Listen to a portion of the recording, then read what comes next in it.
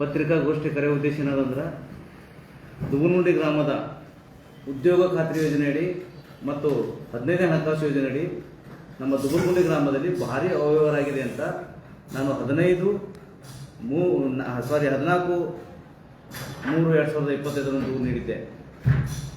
ಆ ದೂರಿನ ತನಿಖೆಯನ್ನು ಮಾನ್ಯ ಮುಖ್ಯ ಕಾರ್ಮಿಕ ಅಧಿಕಾರಿಗಳು ಜಿಲ್ಲಾ ಪಂಚಾಯತ್ರವರು ತನಿಖಾ ತಂಡ ರಚನೆ ಮಾಡಿ, ತನಿಖಾ ತಂಡದಲ್ಲಿ ಈಗಾಗಲೇ ತಪ್ಪಿತಸ್ಥರು 4 ಜನ ಪಂಚಾಯತ್ ಅಭಿವೃದ್ಧಿ ಅಧಿಕಾರಿಗಳನ್ನು ಹೊಣೆಗಾರರನ್ನಾಗಿ ಈಗಾಗಲೇ ಅವರ ವಿರುದ್ಧ ಶಿಸ್ತು ಕ್ರಮ ಕೈಗೊಳ್ಳಲು ಆಲ್ರೆಡಿ ದೋಷಾರೋಪಣೆ ಪಟ್ಟಿ ತಯಾರು ಮಾಡಲು 16/6/2025 ಈಗಾಗಲೇ ನನಗೆ ಆದೇಶ ಕೊಟ್ಟಿದ್ದಾರೆ.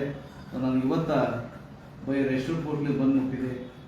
ಆದ್ದರಿಂದ ಎಲ್ಲ ನನ್ನ ಫೇಸ್ಬುಕ್ನ ಮತ್ತು ಎಲ್ಲ ಸುದ್ದಿ ಮಾಧ್ಯಮದವರಿಗೆ ಹೇಳೋದೇನೆಂದರೆ, ಈ ದುಗುನುಂಡಿ ಗ್ರಾಮ ಪಂಚಾಯಿತಿಯಲ್ಲಿ ಯಾವ ರೀತಿ ಅವ್ಯವಹಾರ ಅಧ್ಯಕ್ಷರು ಮತ್ತು ಪಂಚಾಯತಿ ಅಭಿವೃದ್ಧಿ ಅಧಿಕಾರಿಗಳು ವ್ಯವಸ್ಥಿತವಾಗಿ ಒಂದು ಇದು ಮಾಡಿಕೊಂಡು ಯಾವುದೇ ಕಾಮಗಾರಿಗಳು ಮಾಡದೆ ನಕಲಿ ಬಿಲ್ಲುಗಳನ್ನು ಸೃಷ್ಟಿಸಿ ನೋಡ್ರಿ, ಒಟ್ಟು 31 ಕಡತಗಳು ತೋರಿಸಿದ್ದಾರೆ.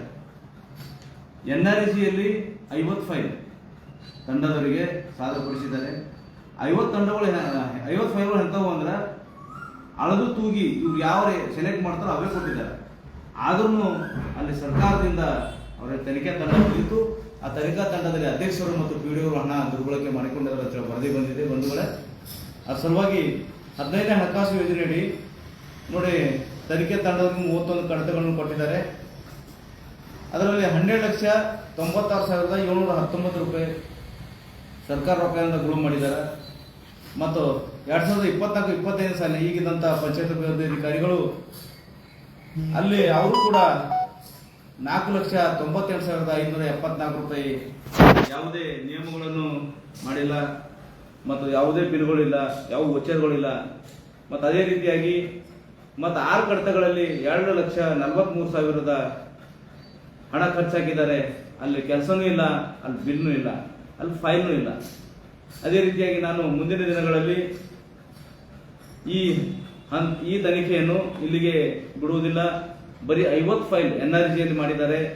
ಅದರಲ್ಲಿ ತಪ್ಪಿತಸ್ಥರು ಮತ್ತು ಯಾರ್ಯಾರು ದುಡ್ಡು ಕಟ್ಟಬೇಕು ಎಂಬುದು ಈಗಾಗಲೇ ಮಾನ್ಯ ಜಿಲ್ಲಾ ಪಂಚಾಯತಿನ ಮುಖ್ಯ ಕಾರ್ಮಿಕ ಅಧಿಕಾರಿಗಳು ಒಂದು ಆದೇಶ ಮಾಡಿದ್ದಾರೆ.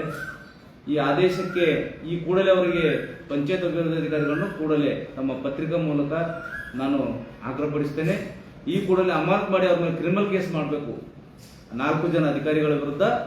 ಅದೇ ರೀತಿಯಾಗಿ ಇದರಲ್ಲಿ ಇನ್ನು ಅಧ್ಯಕ್ಷರು ಮತ್ತು ಎಷ್ಟು % ಕಟ್ಟಬೇಕು ಮತ್ತು TA ಎಷ್ಟು ಕಟ್ಟಬೇಕು, TCಗಳು ಎಷ್ಟು ಕಟ್ಟಬೇಕು ಮತ್ತು ಇದಕ್ಕೆಲ್ಲ ಕಾರಣಕರ್ತರಂತ ತಾಲೂಕಾ ಪಂಚಾಯತಿನ AD ಇದ್ದಾರೆ ಜಗನ್ನಾಥ್ ಸರ್ ಮತ್ತು ತಾಲೂಕಾ ಪಂಚಾಯತ್ EO ಮೇಡಮ್ ಇದ್ದಾರೆ. ಈ ಚೆಕ್ ಮೆಜರ್ಮೆಂಟ್ ಮಾಡೋರು ಅವರನ್ನು ಹೊರಗಿಟ್ಟು ನೀವೆಲ್ಲ ಈ ಥರ ಒಬ್ಬ PDOಗಳಿಗಷ್ಟೇ ನೀವು ಮತ್ತು ಅಧ್ಯಕ್ಷರಿಗೆ ಇದು ಮಾಡ್ತಾ ಇದ್ದೀರಿ. ಮತ್ತು ಇದ್ರ ಜೊತೆಯಲ್ಲಿ ನಾನು ದೂರು ಕೊಟ್ಟಾಗ 14/3/2025 ದೂರು ಕೊಟ್ಟಿದ್ದೆ ಮಾನ್ಯ ಮುಖ್ಯ ಕಾರ್ಮಿಕ ಅಧಿಕಾರಿಗಳಿಗೆ. ಇವರು ಮರುದಿವಸ ನನ್ನ ವಿರುದ್ಧ ಯಾವುದೇ ನಮ್ಮ ಪಂಚಾಯಿತಿಯಲ್ಲಿ ಅವ್ಯವಹಾರ ಆಗಿಲ್ಲ ಅಂತೇಳಿ, ಅಧ್ಯಕ್ಷರೇ ನೀವೆಲ್ಲ ಟೀಮ್ ಕಟ್ಕೊಂಡು ಬಟಾಲಿಯನ್ ಕಟ್ಕೊಂಡು ನೀವೊಂದು ಪ್ರತಿ ದೂರು ಕೊಟ್ಟಿದ್ರಿ. ಆ ದೂರಿನಲ್ಲಿ ಏನಿದೆ ಅಧ್ಯಕ್ಷರೇ, ನೀವೇನು ಕೊಟ್ಟಿದ್ರಿ, ನಮ್ಮಲ್ಲಿ ಯಾವುದೇ ರೀತಿ ನರೇಗಾ ಅವ್ಯವಹಾರ ಆಗಿಲ್ಲ, ತನಿಖೆ ಆಗಲಿ ಅಂತ ಹೇಳಿದ್ರಿ. ಅಧ್ಯಕ್ಷರೇ, ಈ ನಿಮ್ಮ ಮಾಡಿದ ಬರೀ 50 ಕೆಲಸದ ಎಷ್ಟು ದುಡ್ಡು ನೀವು ಕಟ್ಟೋದು ಬಂದಿದೆ ಸ್ವಲ್ಪ ತಿಳ್ಕೊಳ್ಳಿ. ನೀವೆಲ್ಲ ಅವತ್ತೇನು ಹೇಳಿದ್ರಿ, ದೊಡ್ಡ ಹೇಳಿದ್ರಿ, ನಾನು ಉದ್ದೇಶಪೂರ್ವಕವಾಗಿ ದುಗುನುಂಡಿ ಗ್ರಾಮದ ಹೆಸರು ಹಾಳು ಮಾಡ್ತಾ ಇದ್ರಿ ಅಂತ ಹೇಳಿದ್ರಿ. ದಯಮಾಡಿ ತಾವು ತಿಳ್ಕೋಬೇಕು. ನಾನೊಬ್ಬ ಗ್ರಾಮ ಪಂಚಾಯತ್ ಸದಸ್ಯನಾಗಿ ನಾನು ಜವಾಬ್ದಾರಿನ ಮಾಡಿದ್ದೀನಿ. ನಿಮ್ಮೆಲ್ಲ ಸುಳ್ಳು ಆರೋಪ ಯಾವುದೂ ಮಾಡಿಲ್ಲ.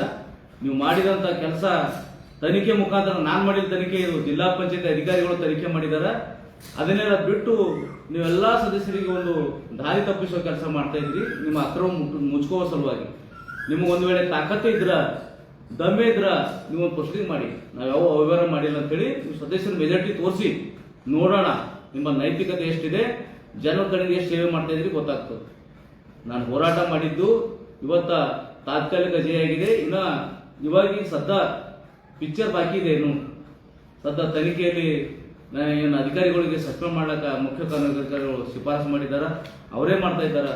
ಸಲುವಾಗಿ ಈ ಕೂಡಲೇ ಅವರಿಗೆ ಸೋಮವಾರ ಮಂಗಳವಾರ ಒಂದು ವಾರದ ಒಳಗಾಗಿ ನೀವು ಅವರಿಗೆ ಸಸ್ಪೆಂಡ್ ಮಾಡಲಿಲ್ಲ ಅಂದ್ರೆ ಜಿಲ್ಲಾ ಪಂಚಾಯತ್ ದಂಡ ಸತ್ಯಾಗ್ರಹ ಮಾಡ್ತೀನಿ ಅಂತ ಆಲ್ರೆಡಿ ರೇಟಿಂಗ್ ಮೇಲೆ ಕೊಟ್ಟಿದ್ದೀನಿ.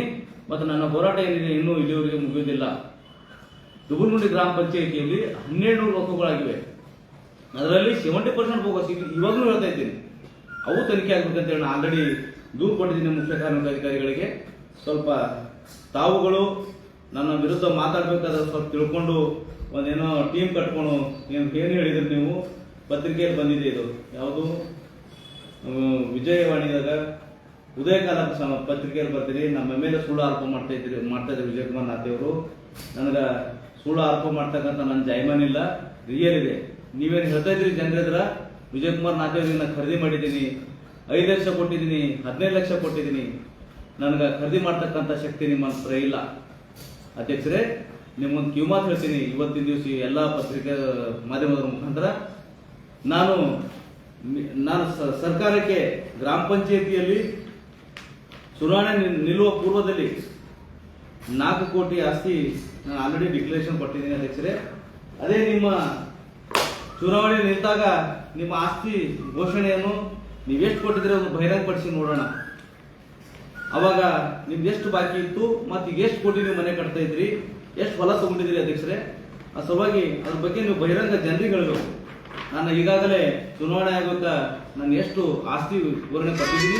ಅಧ್ಯಕ್ಷರೇ, ತಾವುಗಳು ಕೂಡ ಈ ಆಸ್ತಿ ವಿವರಣೆಯನ್ನು ಎಲ್ಲರ ಮುಂದೆ ಪತ್ರಿಕಾ ಮೂಲಕ ಮತ್ತು ತಮ್ಮ ಫೇಸ್ಬುಕ್ ಮೂಲಕ ಒಂದು ನೈತಿಕ ದುಗುಲ್ಗುಂಡಿ ಗ್ರಾಮದ ನೀವು ಸಾಚನೆ ಇದ್ರಿ ಅಂದ್ರೆ ನೀವು ಗ್ರಾಮ ಪಂಚಾಯತಿಯಲ್ಲಿ ನಾನೇ ಆ ಥರ ತೋರಿಸ್ತಾ ಇದ್ದೀನಿ. ಚುನಾವಣೆ ಆಗೋಕೆ ಕೊಟ್ಟಿದ್ದು ನಿಮ್ದು ಚುನಾವಣೆ ಇದ್ರಪ್ಪ ಎಷ್ಟು ಸಾಲ ಇತ್ತು ನಿಮ್ಮ ಮೇಲೆ, ಇವಾಗ ಹೆಂಗೆ 1 ಕೋಟಿ ಮನೆ ಕಟ್ತಾ ಇದ್ರಿ ಅಧ್ಯಕ್ಷರೇ. ಸ್ವಲ್ಪ ಜನರಿಗೆ ತೋರಿಸ್ರಿ. ನಿಮ್ಮ ಬಗ್ಗೆ ನಾನು ಈಗಾಗಲೇ ಲೋಕಕ್ಕೆ ದೂರು ಕೊಟ್ಟಿದ್ದೀನಿ. ತನಿಖೆ ಆಗಲಿ, ತನಿಖೆ ಆದ ನಂತರ ಮತ್ತು ನಾನು ಖರೀದಿ ಮಾಡ್ತಕ್ಕಂಥ ನನ್ನ ವಿರುದ್ಧ ಅನೇಕ ದೂರುಗಳು ಕೊಟ್ಟಿದ್ದಾರೆ. ಆ ದೂರಿನ ಹೆದರ್ತಕ್ಕಂಥ ವ್ಯಕ್ತಿ ಅಲ್ಲ, ನ್ಯಾಯಯುತವಾಗಿ ಹೋರಾಟ ಮಾಡ್ತಾ ಇದ್ದೀನಿ. ನನ್ನ ಹೋರಾಟಕ್ಕೆ ತಮ್ಮೆಲ್ಲರೂ ಬೆಂಬಲ ಇರಲಿ ಅಂತ ಹೇಳಿ ಕೇಳ್ಕೊತಾ ಇದ್ದೀನಿ. ಎಲ್ಲರಿಗೂ ಜೈ ಹಿಂದ್, ಜೈ ಕರ್ನಾಟಕ.